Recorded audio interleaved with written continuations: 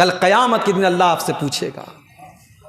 सुबह 8 बजे तू स्कूल के लिए रेडी हो जाता था, तू गवर्नमेंट टीचर था, और 4 बजे फजर के लिए तू नहीं उठ सकता था, तू कहता था मैं आलसी हूं। तुझे अपनी दुनिया की रोजी रोटी प्यारी थी, लेकिन तुझे नमाज प्यारी नहीं थी। तेरे दिल में नमाज की कोई अहमियत नहीं थी, इसलिए तू नमाज नहीं पढ़ता था। हालात ये है मेरे भाइयों। अभी सीरिया में जलजला आया, तुर्की के अंदर जलजला आया। एक 6 साल की 7 साल की बच्ची 3 दिन के बाद सही सलामत जब उस जलजले के बाद मलबे में से निकलती है, तो जानते हो उस बच्ची ने होश में आने के बाद सबसे पहला जुमला क्या कहा था? मीडिया वालों ने नकल किया, अखबारों में छपा, सोशल मीडिया पर उसका वीडियो वायरल हुआ। 7 साल की बच्ची 3 दिन के बाद होश में आने के बाद कहती है, कम मिन सलातिन लम उसल्ली, कितने टाइम की नमाज मेरी छूट गई। 7 साल की बच्ची को यह एहसास हो रहा है कि मैं 3 दिन बेहोश थी, 3 दिन में मेरी कितनी नमाजें छूट गईं। मेरे प्यारे साथियों, जिस घर में और जिस परिवार में माँ बाप नमाज पढ़ते हैं, बच्चे नमाज पढ़ते हैं, वहां का यह हाल होता है कि 7 साल की बच्ची भी होश में आने के बाद सबसे पहले नमाज की फिक्र करती है। हम और आप बहुत बिगड़ चुके हैं मेरे भाइयों, ख्वाहिशात के समुंदर में डूब चुके हैं, दिलों पर मुहर लग चुकी है हमारे, और उसका नतीजा यह है कि आज मस्जिदें खाली हैं और शराब के अड्डे आबाद हैं। हय्या अला सलाह की आवाज आती रहती है, हम अपने मस्जिदों से लाउड स्पीकर से सुनते रहते हैं, मगर हमारे ऊपर कोई फर्क नहीं पड़ता। ओ कुरान को मानने वाले मुसलमानों, कुरान बार बार तुमसे क्यों कहता है अक़ीमुस्सलाह, नमाज कायम करो।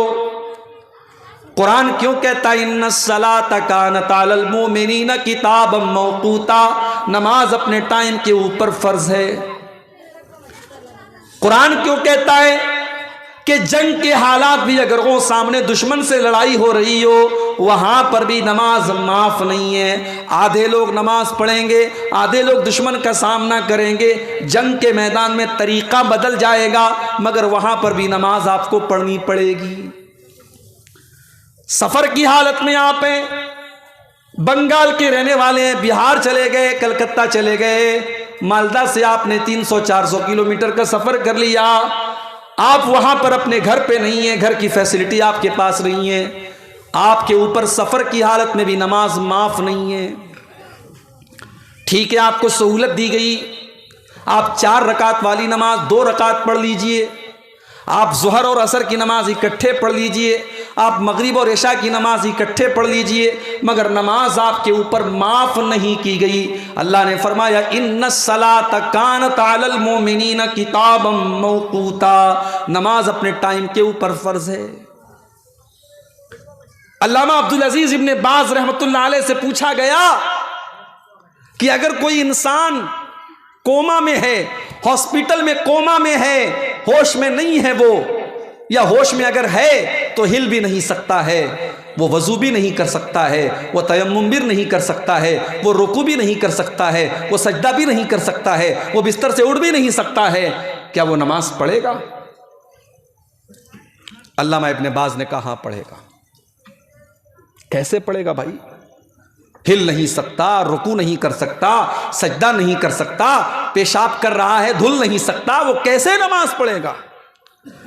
अल्लामा अब्दुल अजीज इब्ने बाज फरमाते हैं, अल्लाह ताला ने कुरान में फरमाया फत्तकुल्लाह मस्ततातुम, अल्लाह से डरो जितनी तुम्हारे अंदर ताकत है। जब वो इंसान तयम्मुम नहीं कर सकता, वजू नहीं कर सकता, सिर्फ अपनी आंखें हिला सकता है, इशारा कर सकता है, तो वो इशारे से नमाज पढ़ेगा, लेकिन पढ़ेगा। नमाज उस हालत में भी माफ नहीं है। ओ लोगों, हम नमाज न पढ़ने का क्या एक्सक्यूज अल्लाह की बारगाह में पेश करेंगे? जरा हम सोचें, क्या बहाना हम पेश करेंगे? हट्टे कट्टे हैं, तंदुरुस्त है, कमा रहे हैं, कारोबार कर रहे हैं, सारे काम दुनिया के कर रहे हैं, बस नमाज नहीं पढ़ रहे हैं। कुरान का 29वां पारा उठाइए, अल्लाह फरमाता है जब जन्नती जन्नत में चले जाएंगे, जहन्नमी जहन्नम में चले जाएंगे, तो जन्नती जहन्नमियों से सवाल करेंगे, मा सलककुम फी सकर, ऐ जहन्नमियों तुम जहन्नम में कैसे पहुंच गए? जहन्नमी कहेंगे, क़ालू लम नकु मिनल मुसल्लीन, हम नमाज नहीं पढ़ते थे, हम नमाज नहीं पढ़ते थे। वलम नकु नुतिमुल मिस्कीन, हम गरीबों को खाना नहीं खिलाते थे। वकुन्ना नखूज़ु मअल खाइज़ीन, और हम हंसी मजाक करने वालों के साथ, मौज मस्ती करने वालों के साथ मौज मस्ती किया करते थे। नमाज के टाइम बैठ करके मौज मस्ती कर रहे हैं अगर आप, तो ये जहन्नम में जाने की निशानी है मेरे प्यारे साथी। अल्लाह के प्यारे नबी फरमाते हैं कि क़यामत के दिन पहला सवाल आपसे नमाज के बारे में किया जाएगा। अगर आपकी नमाज दुरुस्त है तो सारी चीजें आपकी दुरुस्त होंगी, अगर नमाज गड़बड़ है तो सारी चीजें आपकी गड़बड़ होंगी।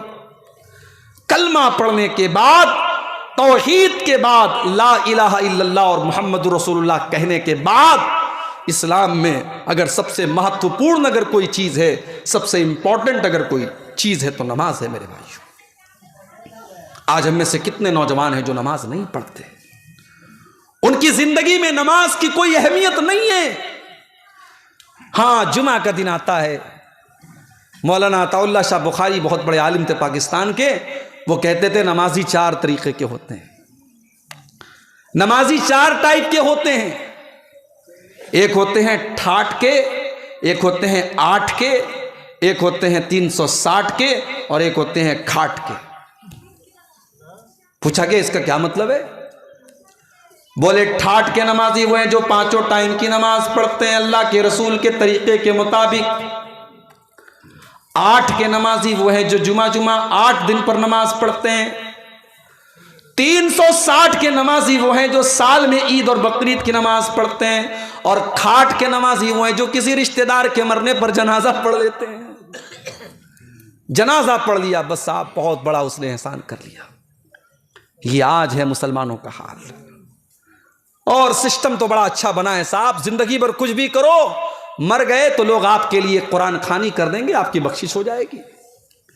आपके मरने के बाद शबे बारात को लोग हलवा बना करके आपके नाम बख्श देंगे, आपकी मगफरत हो जाएगी। बड़ा शॉर्टकट बना लिया लोगों ने जन्नत में जाने का।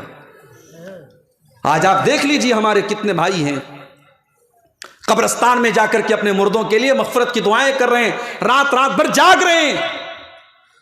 इशा की नमाज में पढ़ के निकला, देखा बहुत सारे लोग खड़े होकर के सलातो सलाम पढ़ रहे हैं।